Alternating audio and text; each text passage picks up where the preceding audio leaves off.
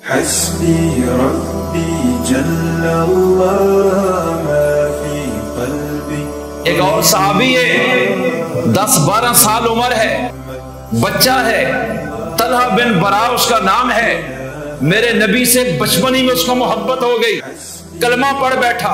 اور طلحہ بن برا اتنا نبی کا عاشق ہے، ایک دن یوں ہی صحابہ بیٹھے ہوئے ہیں اور والد ابھی مسلمان بھی نہیں ہے، طلحہ بن برا بچہ ہے، اور صحابہ کبھی کبھی چیک بھی کرتے تھے، آپس میں گپ شپ بھی ہوتی تھی، چیک ہوتا کہ یہ ایمان کے کس معیار پہ جا رہا ہے۔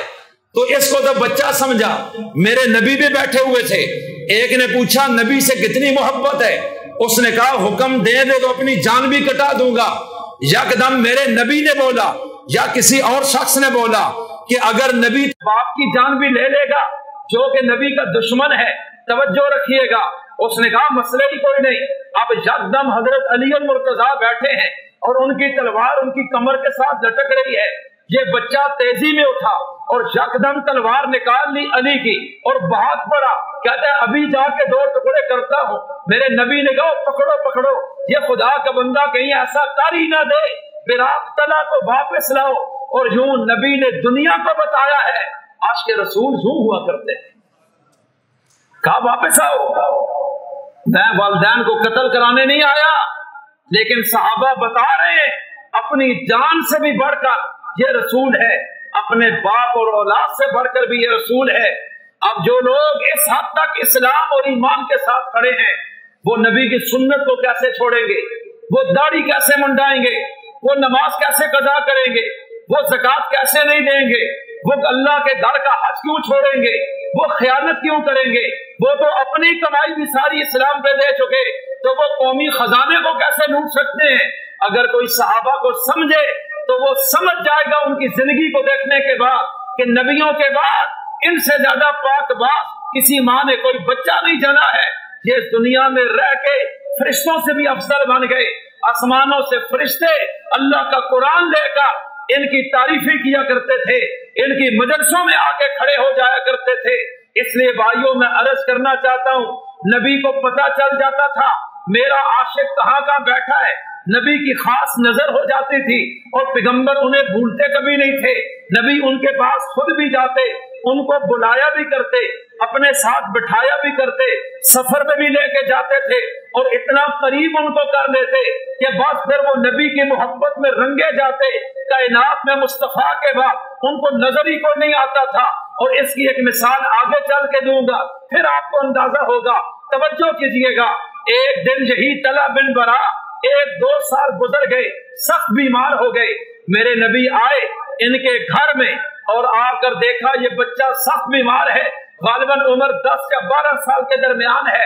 اور میرے نبی نے ان کے سینے پر بھی اور پیشانی پر بھی ہاتھ رکھا، اور پھر وہاں سے جب نکلے ان کے والد کے کان میں کوئی جملہ بولا ہے اور وہاں سے نکل گئے۔ اب یہ بچہ کہنے لگا این اس بیماری میں جبکہ یہ زندگی کا آخری لمحہ ہے، چند گھنٹوں میں مرنے والا ہے، بیماری آخری پوزیشن پہ ہے، اور میرے نبی کو پتا چل گیا کہ آج میرا طلحہ اس دنیا سے نکل جائے گا۔ نکلتے ہوئے والد کے کان میں جملہ بولا، تو اب جب وہ چلے گئے تو اس بیٹے نے کہا ابو میرے رسول نے کیا بولا آپ کو؟ کہا بیٹا انہوں نے مجھے یہ بتایا ہے کہ آج میرا صحابی اور میرا لاڈلا یہ طلحہ بن برا اس دنیا سے رخصت ہو جائے گا، یہ چند گھنٹوں کا مہمان ہے اور ہو سکتا ہے رات کے اندھیرے میں آج یہ اس دنیا میں نہ رہے، تو مجھے حکم فرمایا ہے کہ جب بھی یہ رات کو فوت ہو جائے تو مجھے لازمی بتانا ہے کہ میں خود آؤں گا اور میں اس کی میت کو قبر میں بھی اتاروں گا اور میں اس کی نماز جنازہ خود پڑھاؤں گا۔ اب جب یہ جملہ والد نے بولا تو فوراً ان کا بیٹا کہنے لگا جو نبی کا عاشق ہے، عمر 10-12 سال ہے، کہنے لگے ابو وہ تو نبی کا فرمان ہے، لیکن ایک نصیحت سمجھ لیں یا وصیت اپنے بیٹے کی سمجھ لیں، اور آخری وصیت تو دنیا پوری کرتی ہے، تو آپ اپنے بیٹے کی وصیت کو کیسے چھوڑیں گے جبکہ آپ بھی اپنے بیٹے سے محبت کرتے ہیں؟ مجھے لگتا ہے کہ آج میں مر جاؤں گا، لیکن ایک بات سنیے، اگر میں رات کو مر جاؤں میرے نبی کو بالکل نہ بتانا۔